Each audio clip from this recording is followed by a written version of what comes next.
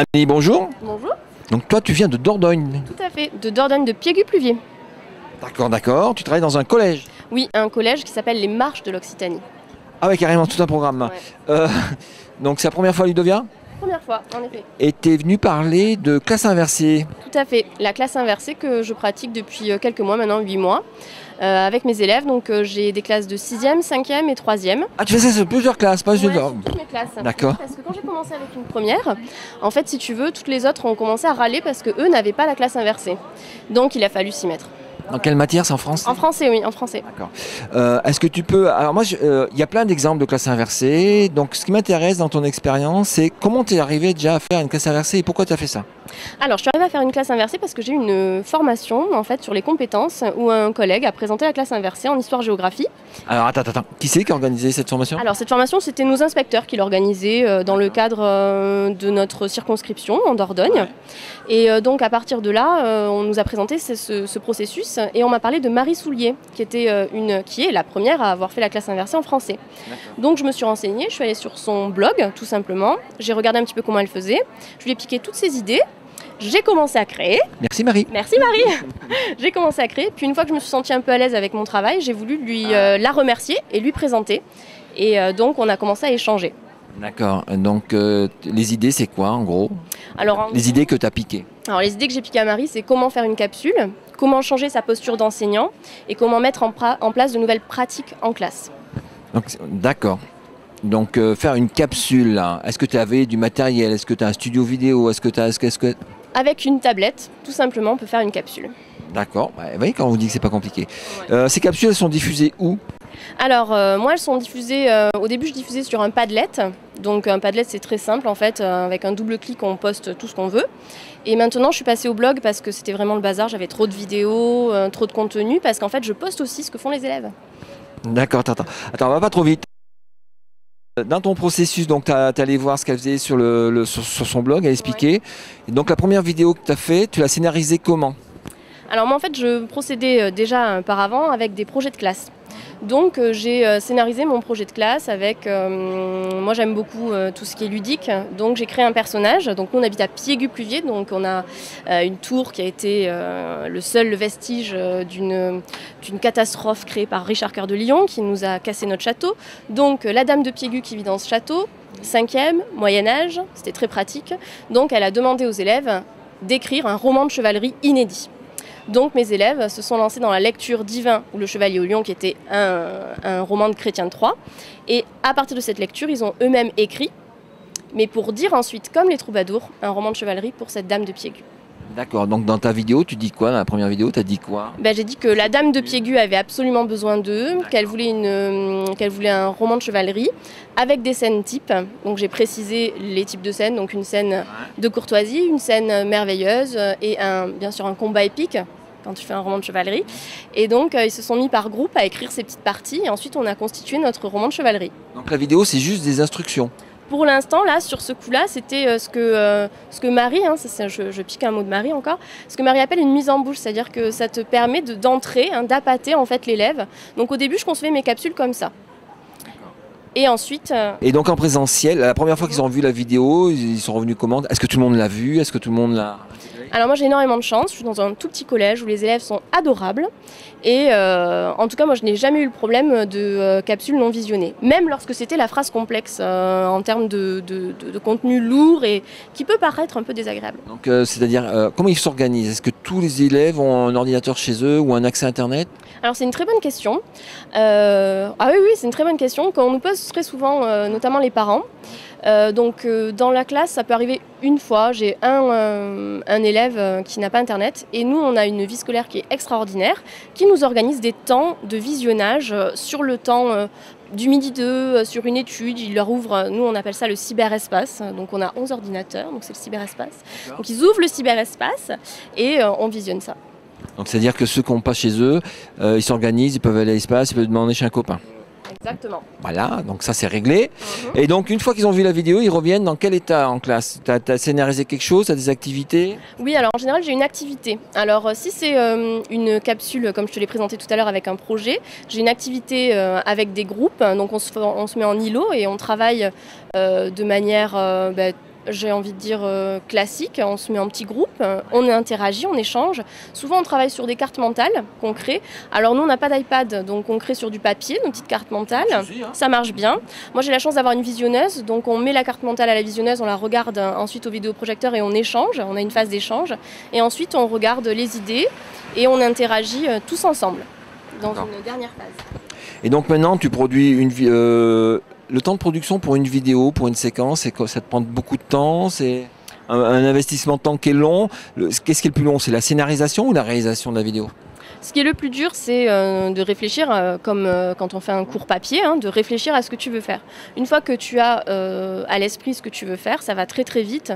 Aujourd'hui, on peut utiliser Adobe Voice, qui est une application très très rapide, que je présente dans le MOOC. Vous pouvez regarder le document. Donc j'ai fait un tuto sur le blog aussi. Et donc il y a un tuto. Adobe Voice, ça va très vite. En 2 minutes, on fait un cours. D'accord, mais donc tu as que la voix, il n'y a pas la vidéo là?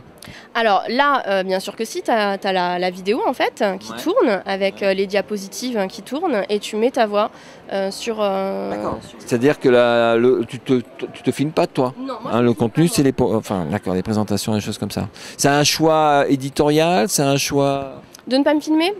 Oui, c'est une volonté par rapport aux élèves pour marquer... J'ai un avatar en fait qui parle à ma place.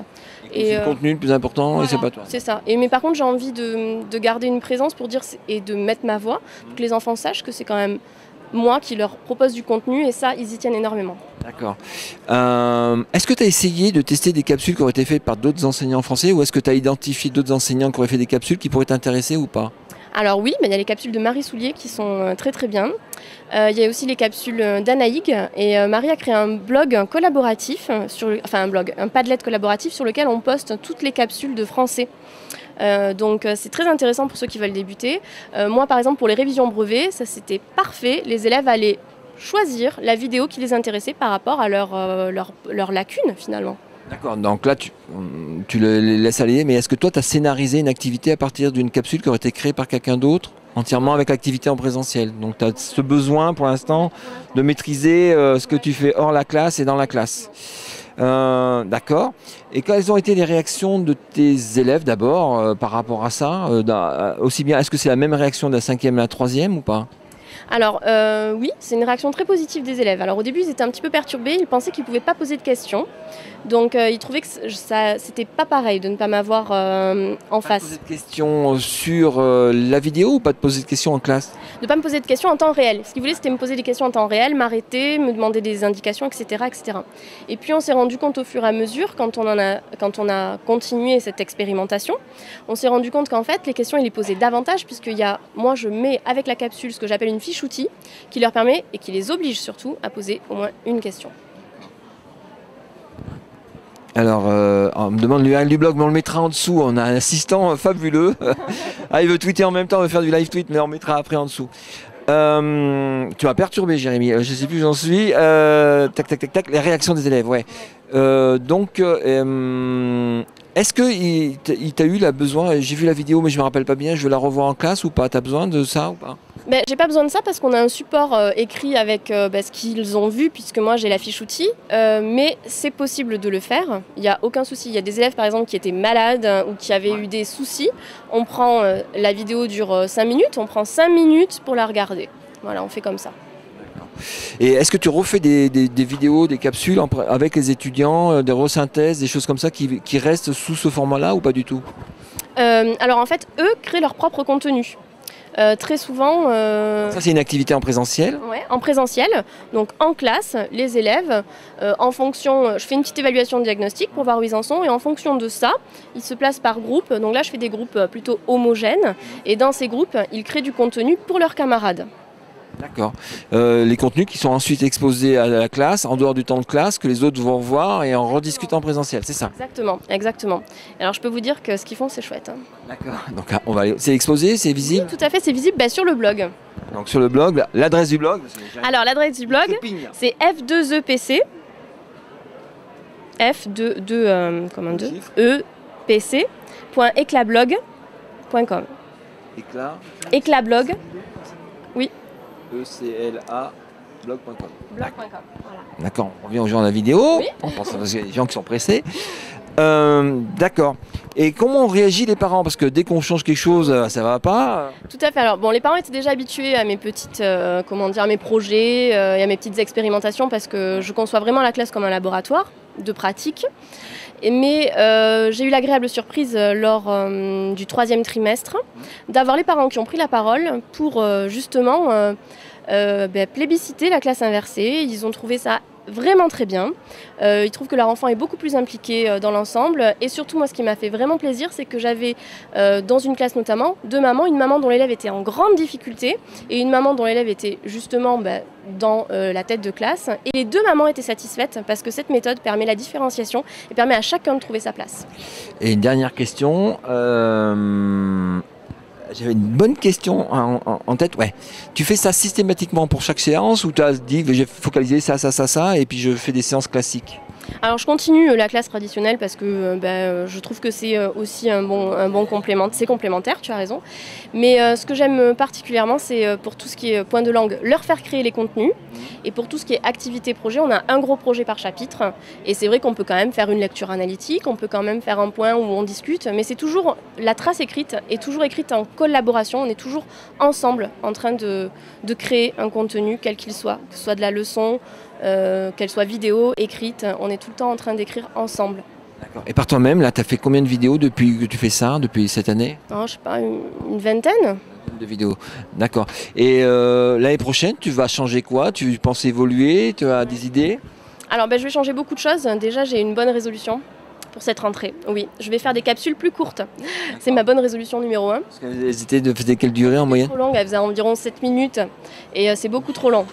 D'accord, c'est des petits donc. Ouais, ils sont petits et mais après comme j'ai mon avatar qui présente avant et mon avatar qui présente après, je me dis que non, il faut que je fasse plus court.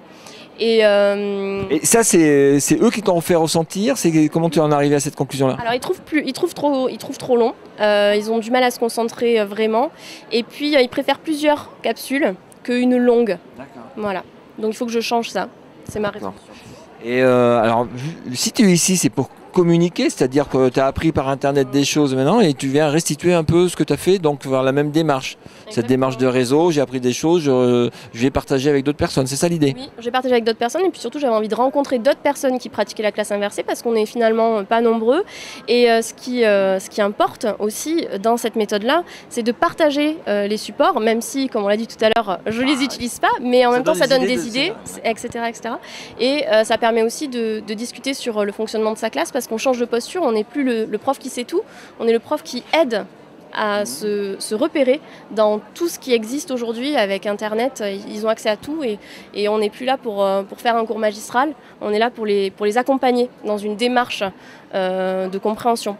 Et par rapport à un enseignant classique qui fait une préparation de cours classique, est-ce que ça t'a demandé plus de temps à préparer ou c'est à peu près la même chose ou un peu moins? Peut-être un peu moins. Parce que finalement, on enlève tout ce qui est le côté répétitif et puis le côté exercice aussi, qui est complètement... c'est pensé différemment, donc ça change. Et puis ce qui est extrêmement intéressant avec les élèves, c'est de se retrouver... c'est eux qui créent finalement, c'est eux qui sont acteurs. Moi, je me retrouve finalement en classe parfois, ils n'ont pas besoin de moi, on se sent très démunis. Mais c'est extrêmement intéressant de les voir, eux, réfléchir ensemble. D'accord. Eh ben merci. On se retrouve l'année prochaine pour la version 2. Bon, ça marche. Donc le blog, tout ça, on va tweeter, on va retweeter, on va mettre sur la vidéo. Merci Amélie, je te laisse repartir en Dordogne. À la prochaine. Merci. À la prochaine.